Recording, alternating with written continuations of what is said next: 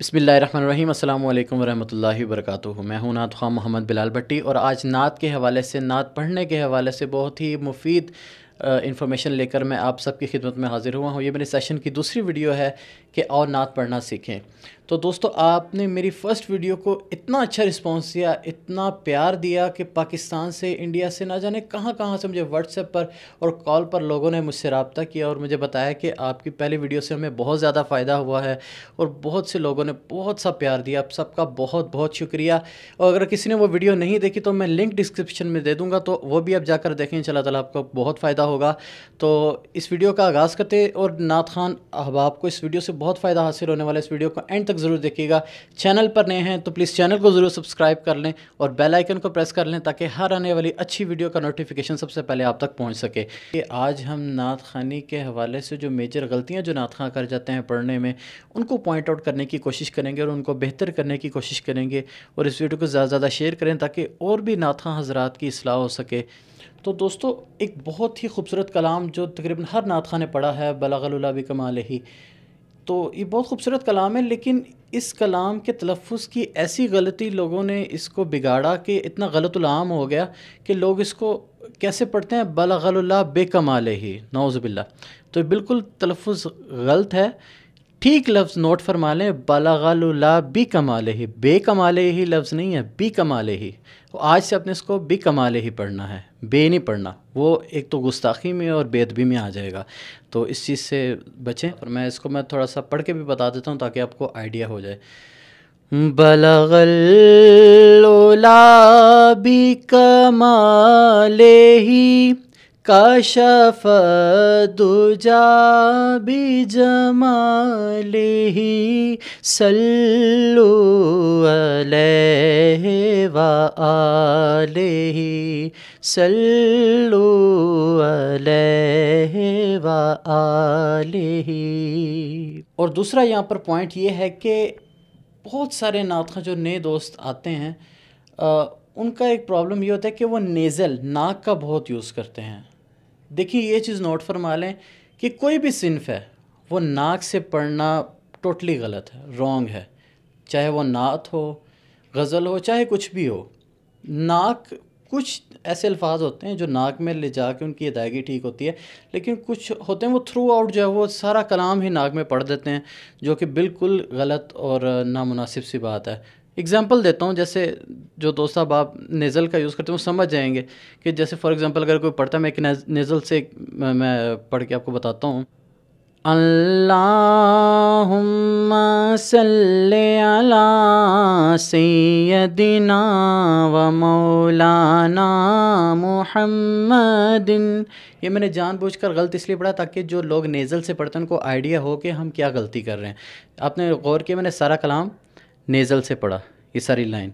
अब इसको देखिए, नात पढ़ने का दो अंदाज़ हैं, या तो सीने से पढ़ी जाती है या रगी से पढ़ी जाती है। तो आपका जौन सा भी अंदाज़ा, आप उस पर रियाज़त जब स्टार्ट करेंगे तो आपको अंदाज़ा हो जाएगा कि मेरी आवाज़ रगी वाली है या सीने वाली है। अब इसको मैं सीने से पढ़ता हूँ, जो कि बिल्कुल ठीक तरीका है। सीने की आपने एक दफ़ा सांस भरनी है और भरपूर तरीके से इसको अदा करना है। नेज़ल नाक में नहीं जाने देनी, अपने इस चीज़ पे फोकस करना है कि मैंने अपनी आवाज़ नाक में जाने ही नहीं देनी। अब कैसे इसको पढ़ना है? अल्लाहुम्मा सल्लि अला सय्यदिना व मौलाना मुहम्मदिन। ठीक है, आपने फ़र्क देखा। तो इसके ये तो एक तो खूबसूरती मज़ीद बढ़ जाएगी और आपकी पढ़त भी इंशाअल्लाह ताला बेहतर हो जाएगी। नेक्स्ट हम पॉइंट पर आते हैं कि अक्सर जो नए नात खां दोस्त अहबाब आते हैं उनकी आवाज़ में शिवरिंग होती है। शिवरिंग नहीं आने चाहिए, मींस के आपकी आवाज़ में वाइब्रेशन नहीं होनी चाहिए। अगर आप जगह आप कहते हो ठक करके सीधी लगनी चाहिए। फॉर एग्ज़ाम्पल, इस तरह से आपकी आवाज़ वाइब्रेट नहीं करनी चाहिए, सीधी आवाज़ लगनी चाहिए। फॉर एग्ज़ाम्पल एक शेर पढ़ता हूँ। फॉर एग्ज़ाम्पल शिवरिंग क्या होती है? आप सा दोनों जहाँ में नज़र आया ही नहीं। देखिए, मैंने जानबूझ के इसमें वाइब्रेशन पैदा की ताकि जो लोग इस तरह से पढ़ते हैं उनको अंदाज़ा हो सके। ठीक है, शिवरिंग और वाइब्रेशन नहीं आनी चाहिए, इससे कलाम का सारा हुस्न ज़ायल हो जाता है। इसको अपने सुर लगाना तो बिल्कुल वो स्ट्रेट फॉरवर्ड लगना चाहिए, और ये चीज़ आती है रियाज़त से। आप अपने गले को टाइम दें, प्रैक्टिस करें, तो आपकी आवाज़ से ये जो कपकपाहट है ये दूर हो जाएगी। इसको अपने सीधे तरीके से कैसे पढ़ना है, आप सा दोनों जहां में नजर आया ही नहीं। ठीक है, इस चीज़ का ख्याल रखें। और सेकेंडली बात, जो बहुत से नात ख़ां ये गलती करते हैं कि तलफ़्फ़ुज़ को तोड़ देते हैं, जो कि बहुत ही गैर मुनासिब सी बात है। देखिए, अक्सर कलामों में इजाफ़त आती है, ठीक है, आखिरी वर्ड के नीचे ज़ेर होती है, मतलब कि अगले लफ्ज़ को पिछले लफ्ज़ के साथ मिलाकर पढ़ना है, उसमें अपने सांस तोड़ नहीं सकते आप। तो अक्सर नात ख़ां करते हैं, वो कलाम का लफ्ज़ है वो बीच में तोड़ देते। कैसे, मैं एग्ज़ाम्पल के तौर पर बताता हूँ। ये दुनिया एक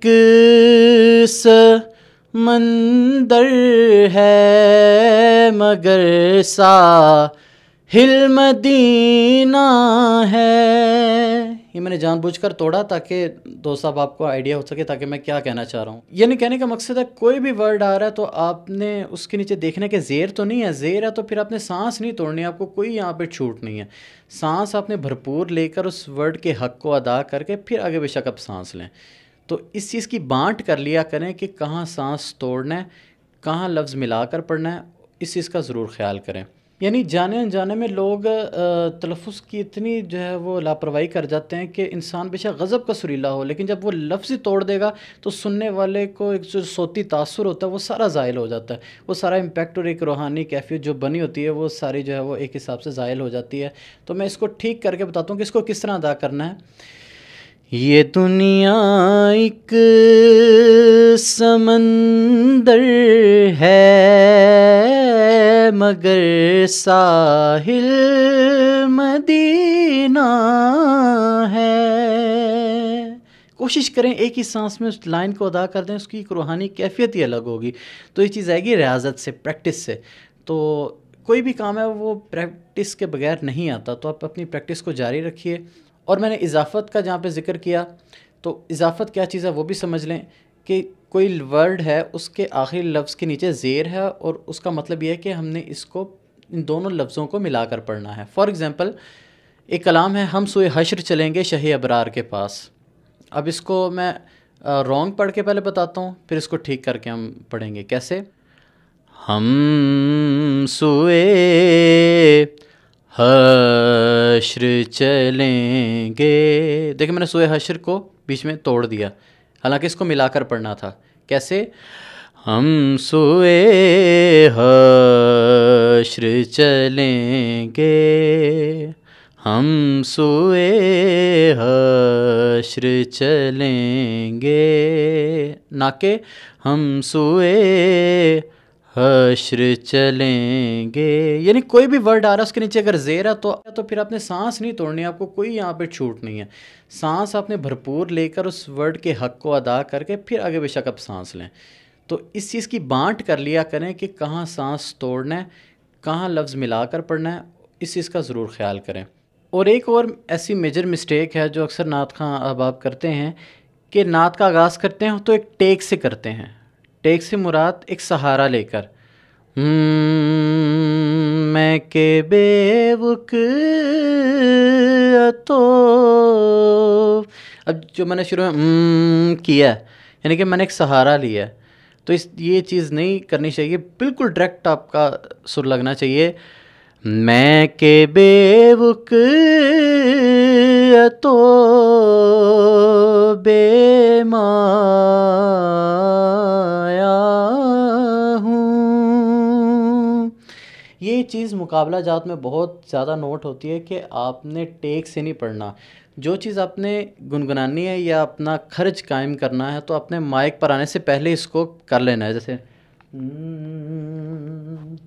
मैं के बेवक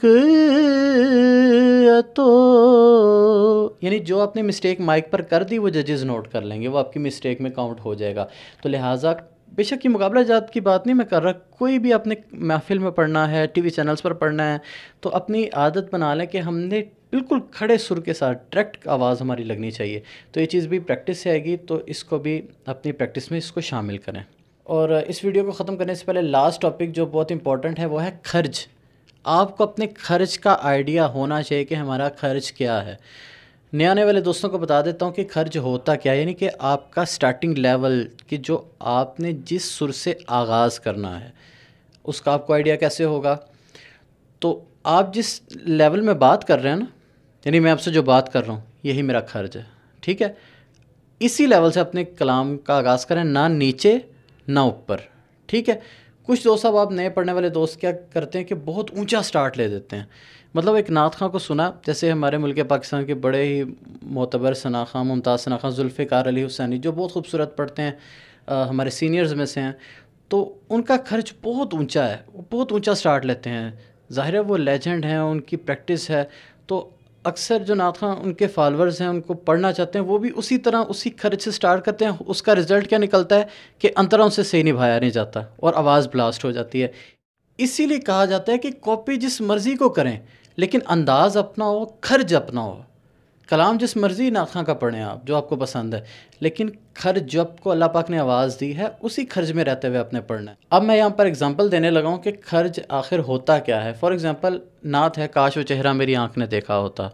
अब जैसे मैं जिस लेवल पर आपसे बात कर रहा हूँ, अगर मैं इससे ऊंचा शुरू कर देता हूँ, काश वो चेहरा मेरी आँख ने देखा होता। मैंने अस्थाई तो कह ली, लेकिन जब मैं अंतरा कहूँगा मेरी आवाज़ टोटली ब्लास्ट हो जाएगी। क्यों? क्योंकि मैंने अपने स्केल से बहुत ऊंचा स्टार्ट लिया है। इसी तरह अगर मैं अपने बेस से बिल्कुल नीचे चला जाऊँगा तो वो भी ठीक नहीं है। अगर मैं इस तरह आपसे बात कर रहा हूँ और मैं बेस से स्टार्ट कर दूँ कैसे, काश वो चेहरा मेरी, ये बहुत नीचे हो गया। इसीलिए जिस लेवल से आप पढ़ रहे हैं, आप बात कर रहे हैं, उसी से स्टार्ट लें। कैसे, काश वो चेहरा मेरी आँख ने देखा होता। तो इस तरह से आपके अंतरे भी अच्छे आएंगे और एक भरपूर तासुर कायम होगा। तो ठीक है दोस्तों, मुझे अपनी दुआ में याद रखिए। उम्मीद करता हूँ आपको ये वीडियो बहुत पसंद आई होगी। तो इस वीडियो के कमेंट बॉक्स में अपनी राय ज़रूर दीजिएगा ताकि मुझे आइडिया हो कि नेक्स्ट आप वीडियो में क्या क्या चीज़ें देखना चाहते हैं। इस चैनल पर नए हैं तो चैनल को सब्सक्राइब कर लें, वीडियो को ज़रूर शेयर कीजिए। मुझे अपनी दुआ में याद रखिए। अल्लाह पाक आप सबको मक्का मदीना की हाज़िरी नसीब फरमाए। अस्सलामु अलैकुम वरहमतुल्लाहि वबरकातुहू।